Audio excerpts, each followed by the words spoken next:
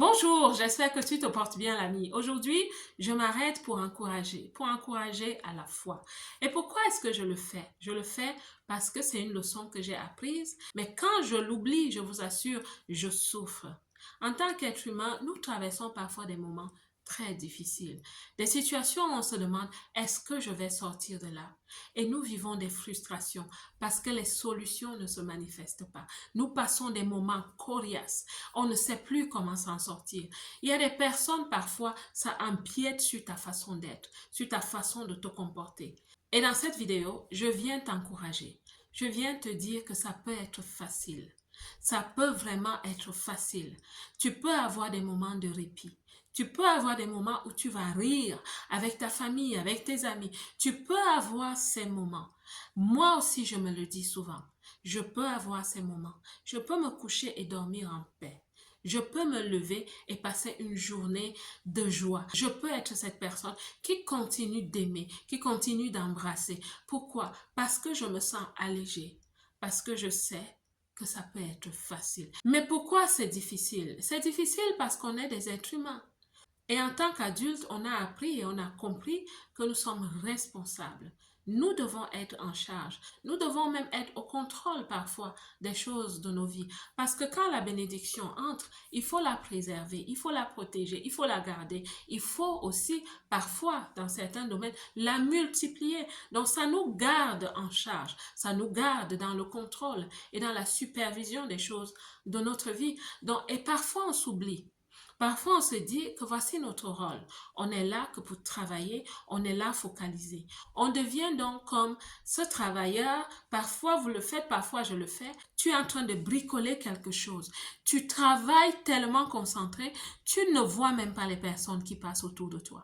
On va te demander après, mais est-ce que tu as entendu telle chose? Est-ce que tu as entendu tel crier? Est-ce que tu as entendu telle entrée? Non, tu ne les as pas entendus parce que tu étais tellement concentré. Tu lis un livre, tu es tellement concentré, tu ne vois même pas qu'une personne s'est déjà assise à côté de toi. Ça nous arrive.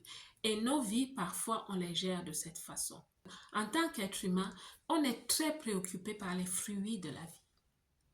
On est très préoccupé par est-ce que le fruit est sorti, est-ce qu'il est déjà mûr, est-ce que le travail est là, est-ce que j'ai eu cette promotion, est-ce que j'ai eu cette voiture, est-ce que j'ai acheté une meilleure voiture. On est concentré, focalisé sur les fruits. Mais une seule chose suffit, de regarder si l'arbre est bien nourri, si on l'a arrosé. Et l'arbre pour nous, la source pour nous, c'est Dieu. Dieu est notre source. Et pour ceux qui vont me dire, mais quel Dieu? Il nous a abandonnés. Je vais juste te poser une question. Qui te donne ton souffle de vie? Si tu peux répondre à cette question, tu as parlé de Dieu. Et il est un seul. C'est vrai qu'il y a des leaders d'opinion, de philosophie sur la façon de vivre et beaucoup d'autres choses, la façon de penser, bien sûr. Mais qui te donne le souffle de vie? C'est celui-là qui est Dieu. C'est celui-là qui commande. C'est celui-là qui a donné la vie et c'est celui-là aussi qui sait que la mort existe. Et nous le savons aussi. Et c'est lui qui est Dieu. Et c'est lui qui est la source, c'est lui qui est la racine. Et parfois, inconsciemment, je suis tellement occupée par la vie que je l'oublie. Et c'est là où ça se passe mal. Donc, je souhaite encourager une personne pour dire, une seule chose suffit.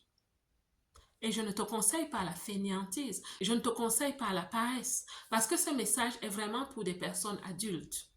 Je ne te conseille pas à la paresse. Parce que si tu travailles et que tu te fatigues, tu atteins le burn-out, ça veut dire que quelque part, tu es désolidarisé de la source. La source souhaite qu'on travaille, mais qu'on travaille dans le repos. Je sais que ce que je viens de dire est contradictoire, mais c'est comme ça que je peux le dire. La source souhaite que nous soyons dans cette société, dans cette vie, mais que nous soyons dans le repos. La source qui est Dieu souhaite qu'on se couche la nuit et qu'on dorme. Qu'on ne soit pas seulement allongé à penser à tous les problèmes qu'on doit résoudre. Ce n'est pas notre rôle.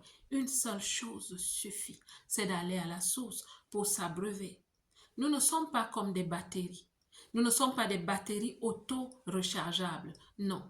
C'est pour ça qu'on est frustré. La frustration vient du fait qu'on est comme une machine. Une machine, quand il n'y a plus d'huile, Vous entendez ce bruit, ça fait un bruit. Pourquoi? Parce que la machine ne tourne plus bien. Et c'est ça la frustration chez nous. C'est ça l'anxiété chez nous.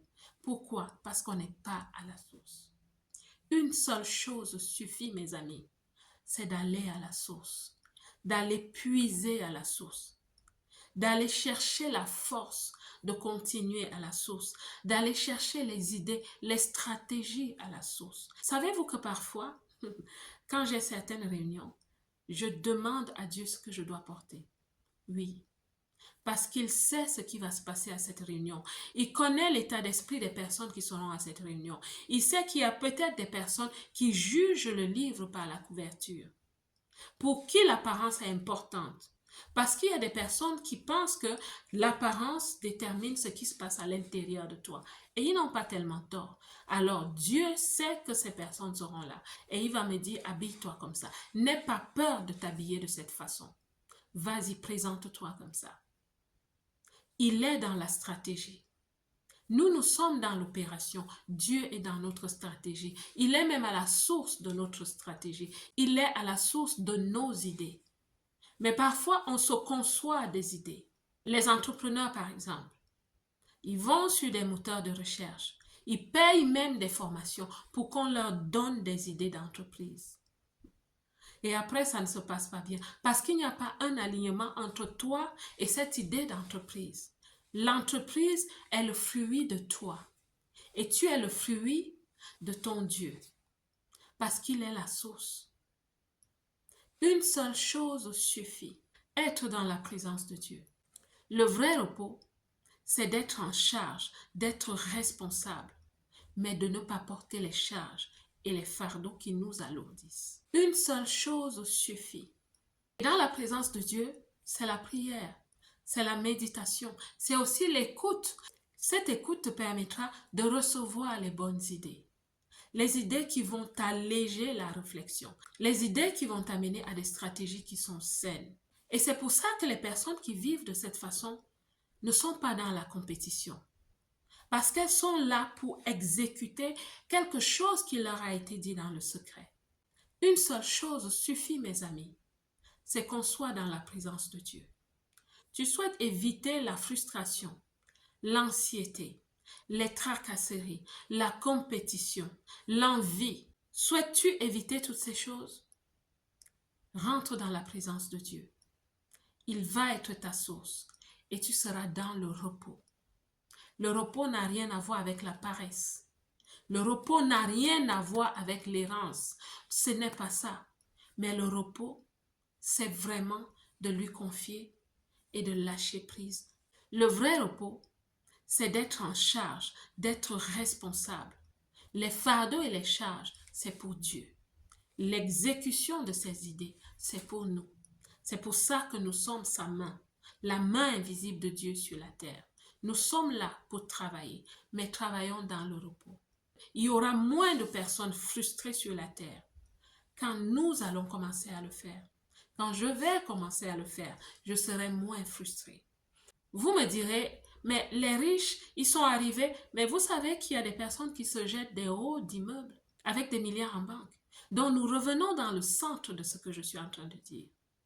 Il y a un endroit qui est la source, qui est Dieu. C'est à cet endroit que nous allons déposer nos fardeaux. Il est responsable à certains niveaux et nous sommes responsables à certains niveaux. On va vous dire, mais nous sommes des dieux. Oui, la Bible nous dit, ne savez-vous pas que vous êtes des dieux? Mais c'est avec des minuscules. Nous sommes des dieux quand nous sommes alignés avec le grand Dieu. Ce n'est que là que nous sommes les enfants de Dieu. On est enfant parce qu'on vient d'un père et parce qu'on suit les instructions d'un père. Et quand on commence à faire les choses de soi-même et qu'on commence à penser qu'on est une pile auto-rechargeable et qu'on est son propre Dieu, c'est là où on comprend ses limites. Mais parfois, les gens ne comprennent pas que le fait d'être frustré, le fait d'être anxieux, le fait d'avoir peur, c'est en fait ça tes limites. Tu as atteint ta borne. Ta borne est vidée. Rentrons à la source. Afin qu'on ne se plaigne plus. Afin qu'on ne dise plus à Dieu, Mais pourquoi est-ce que le monde souffre? Pourquoi il y a des calamités? Pourquoi il y a des guerres? Pourquoi tu permets? Dieu ne veut pas ces choses. Dieu ne souhaite pas que je souffre. Dieu ne souhaite pas que je vive dans le questionnement. Dieu souhaite que je sois heureuse du matin jusqu'au soir, toute la nuit et du matin jusqu'au soir, année après année. Dieu me souhaite être dans la joie. C'est ce qu'il me souhaite. Mais en tant qu'être humain, je me sens responsable de porter les fardeaux. Ce n'est pas ma responsabilité. Donnez-lui ses fardeaux. Et je vais résumer en disant qu'il est écrit, cherchez premièrement le royaume de Dieu et sa justice. Et toute chose vous sera donnée par-dessus tout. C'est exactement ce que je vous ai dit dans cette vidéo. Je me suis inspirée de ça. Cherchons premièrement la présence de Dieu. Cherchons d'abord à faire les choses dans la sanctification, dans l'amour, dans la générosité, dans la paix et surtout dans l'alliance avec Dieu. Cherchons premièrement le royaume de Dieu, le bien du royaume de Dieu. Et toute chose nous sera accordée par-dessus tout. Une seule chose suffit à un arbre de vivre et de porter des fruits. C'est d'être attaché à la racine. Une seule chose suffit à nous les êtres humains de fleurir dans cette vie, d'être en joie et d'être paisible. C'est de s'attacher à lui et de rester ancré dans sa présence. Une seule chose suffit.